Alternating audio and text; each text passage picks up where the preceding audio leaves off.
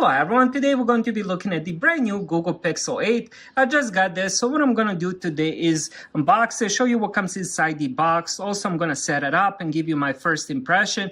I also do have the Google Pixel 7, so we're going to talk about maybe some differences between the two, and I'm going to show you comparison when I have both of them in my hands. So let's start with the Google Pixel 8. Here is how the box looks, pretty much same as the Google Pixel 7. The Google Pixel 7 box is just a little bit large, as you guys can see.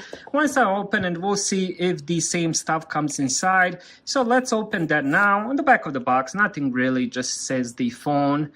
And I do have the regular Google Pixel 8 here. So let's open the box. It's so shiny, looks gorgeous. I do love the design of the Google Pixels.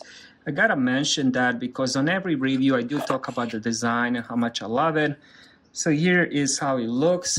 So inside the box, looks like it's the same thing as from the Google Pixel 7.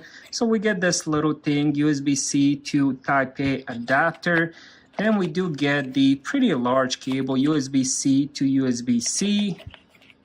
Pretty good quality as well. And then we get a little bit of paperwork. So we got, of course, front-facing camera here, USB-C, couple speakers here. Then on this side we have the power and the volume rockers, microphone, and then on this side we have the SIM card slot.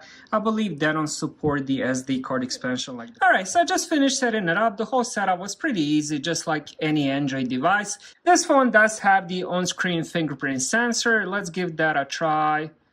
Really fast, really smooth. That's a good thing. I only ended up scanning my finger once. Hopefully the speed and accuracy of that on-screen reader continues. Pixel 7 did have some problems when I did end up getting it. I did have to scan my finger 2-3 times for it to work 100% of the time.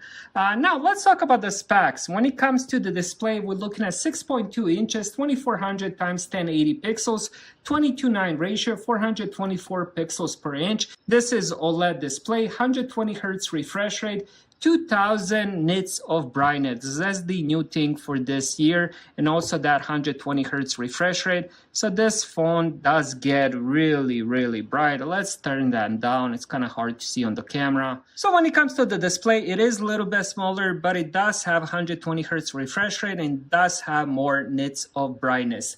Now, when it comes to the hardware, it does have the Google's new Google Tensor G3 CPU with 8 GB of RAM. The previous model had G2 CPU, also 8 GB of RAM. If you do end up needing more RAM, definitely upgrade to the Pro model, which has 12 GB of RAM. But from experience and from using Google Pixel 7, 8 GB is plenty. Now, when it comes to the battery, it does have 4,575 milliamps. This does support fast charging and the cheap wireless charging as well. Now, when it comes to the cameras, it does have 10.5 megapixel front-facing camera, and on the back, it does have dual camera. So we have 50 megapixel main with the aperture of 1.7. Then we also have 12 megapixel ultra with the aperture of 2.2. This, of course, will record in the 4K. And here is both of the pixels side to side. You can definitely tell the Google Pixel 8 is smaller phone.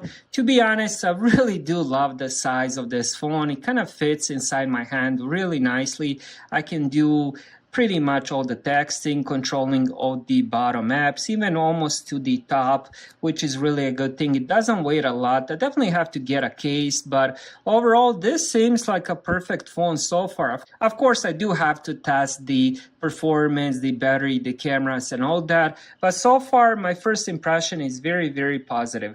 Thank you guys for watching. Have a great day.